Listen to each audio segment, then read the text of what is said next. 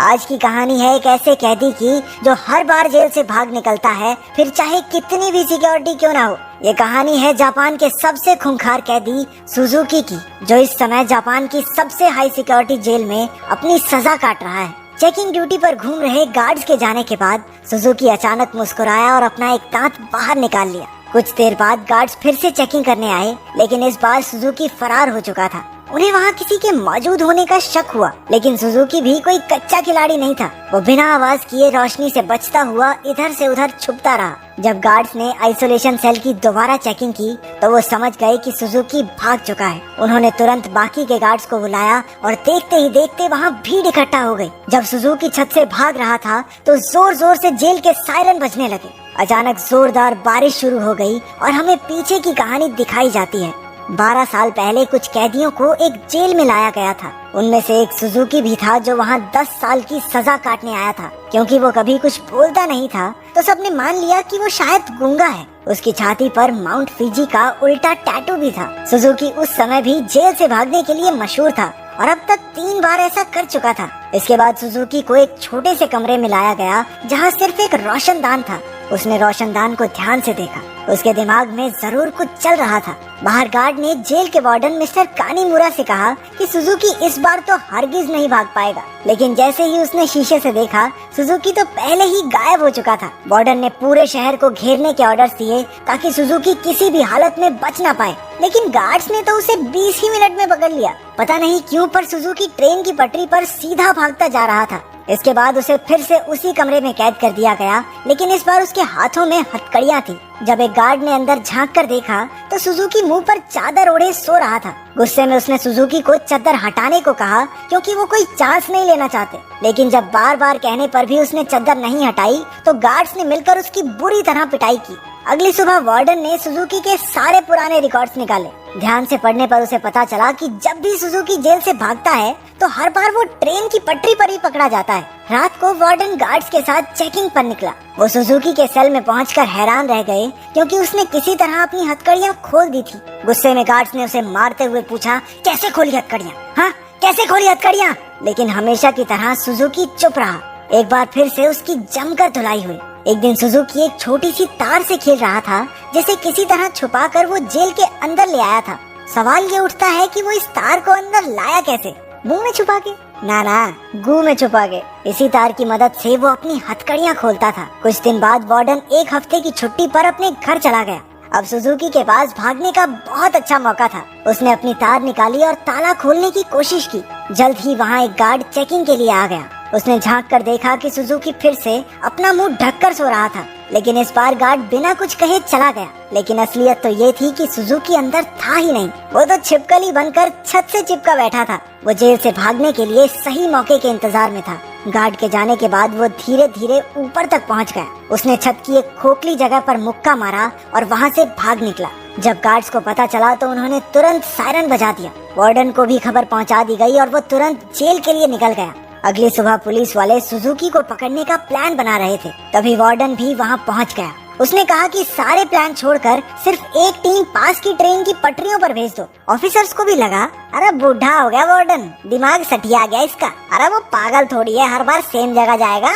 लेकिन जब वार्डन ने उन्हें विश्वास दिलाया कि उसे 100% भरोसा है कि सुजुकी वहीं मिलेगा, तो उन्होंने उसकी बात पर भरोसा करके टीम भेज दी और उसकी बात सच भी निकली। सुजुकी को एक बार फिर से ट्रेन की पटरियों पर पकड़ लिया गया। जेल से निकलने में तो ये चाचा चौधरी बन जाता है, कंप्यूटर से तेज दिमाग। बाद में क्या हो जाता है इसे? क्योंकि वार्डन की सूझबूझ की वजह से सुजुकी पकड़ा गया तो उसके काम से खुश होकर उसे प्रमोट कर दिया गया। अब वो एक बड़ा ऑफिसर बन चुका था जो देश की सारी जेलों में जाकर कैदियों की हालत की चेकिंग करता था। उधर सुजुकी एक बार फिर से भाग निकला और फिर से पटरियों पर पकड़ा गया। हर साल उसे एक नई जेल में भेजा जाता जिसमें और ज्यादा टाइट सिक्योरिटी होती, लेकिन वो हर जगह से बचकर निकल जाता था।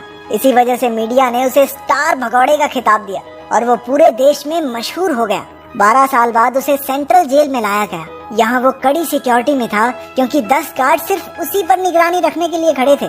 उसका कमरा भी पूरी तरह सीमेंट से बना था और दरवाजे पर कई ताले थे। ये वही आइसोलेशन सेल है जो हमने कहानी की शुरुआत में देखा था। गार्ड्स के जाने के बाद सुजुकी ने चारों ओर नजर दौड़ाई। वो एक बार फिर से भागने की तैयारी में था। एक गार्ड ने खाना लाकर उसके सेल में रखा, लेकिन उसके जाने से पहले ही सुजुकी ने उसे पकड़कर हथकड़ी लगा दी।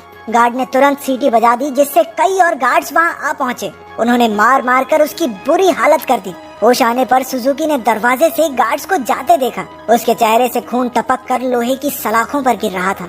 अगली सुबह गार्ड्स ने उसकी हथकड़ियों पर कुछ और पेंच कस दिए, ताकि इस बार वो उन्हें खोल ना पाए। जाने से पहले वो एक बार फिर से उसके शरीर की थोड़ी मेंटेनेंस करके गए। इसी तरह सुजुकी के दिन बीत रहे थे। वो जानबूझकर गार्ड से पंगे लेता, वो उसे मारते और फिर वो अपना खून लोहे की सलाखों पर टपकाता। एक दिन गार्ड्स ने उसे इतना मारा कि उसका दांत टूटकर गिर गया, लेकिन सुजुकी ने उसे उठा लिया और उसे देखकर अजीब तरीके से मुस्कुराने लगा। ऐसा लग रहा था जैसे ये सब उसके प्लान का ही हिस्सा है। इसके बाद सुजुकी दीवार पर अपने दांत से कुछ बनाने लगा। कुछ हफ्तों बाद सुजुकी ने एक और गार्ड पर हमला कर दिया। इस बार उसे सबसे खतरनाक सजा दी गई। उन्होंने उसे एक लंबी जंजीर से बांधकर ऊपर लटका दिया। 1 साल बीत गया और सुजुकी अभी भी सजा काट रहा था। उसकी हालत बहुत बुरी हो चुकी थी। शरीर सड़ने लगा था और उसके घावों पर कीड़े पड़ चुके थे। आखिरकार उस शाम गार्ड्स ने आकर उसकी जंजीरें खोल दी। पूरे 1 साल बाद उसे चैन की सांस आई थी। उधर पुराना वार्डन मिस्टर कानेमुरा वहाँ की जांच करने पहुँचा। उसने आइसोलेशन सेल में जाकर देखा कि सुजुकी की हालत बहुत खराब थी, लेकिन वो उसे नजरअंदाज करके वहाँ से चला गया। इसके बाद वही रात आई जहाँ से कहानी की शुरुआत हुई थी। जब बाहर बिजली कड़कने लगी तो सुजुकी ने अपने प्लान को अंजाम दिया। उसने अपना दांत निकाला और हथकड़ियों के पेंच खोलने लगा। असल में सुजुकी दीवार पर दांत से कुछ बनाता नहीं था, बल्कि वो तो उसे घिस घिस कर तीखा कर रहा था, ताकि उसके इस्तेमाल से पेंच खोल सके। हथकड़ियों से आजाद होकर उसने दरवाजे पर जाकर लोहे की सलाखों को धक्का देना शुरू किया। लगातार खून टपकने की वजह से सलाखों पर जंग लग चुका था। कुछ ही पलों में सलाखें टूट गई और सुजुकी जेल से फरार हो गया।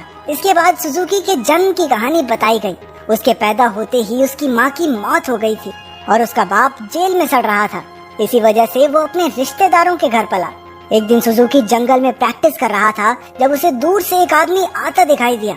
ये कोई और नहीं, उसका बाप था।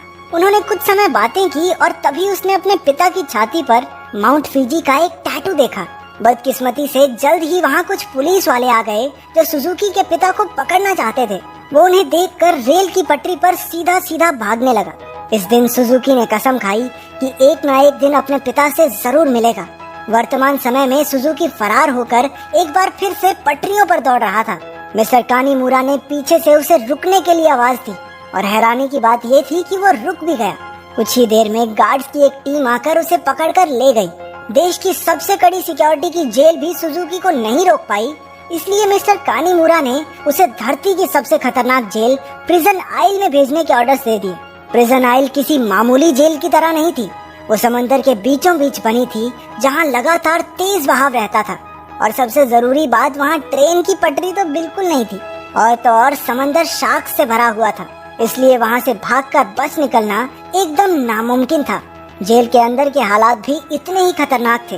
पूरी जेल में चारों ओर हजारों गार्ड्स थे और अगर कोई कैदी भागने की कोशिश करता तो उसे देखते ही गोली मार देने के ऑर्डर्स थे। जब सुजुकी वहाँ पहुँचा तो उसे तुरंत उसके सेल में बंद कर दिया गया। वो कोई कमरा नहीं बल्कि कुछ रॉड्स थी जिन्हें सुजुकी के शरीर के आसपास ऐसे जोड़ दिया गया था जिससे भागना तो दूर, वो हिल डुल भी ना सके।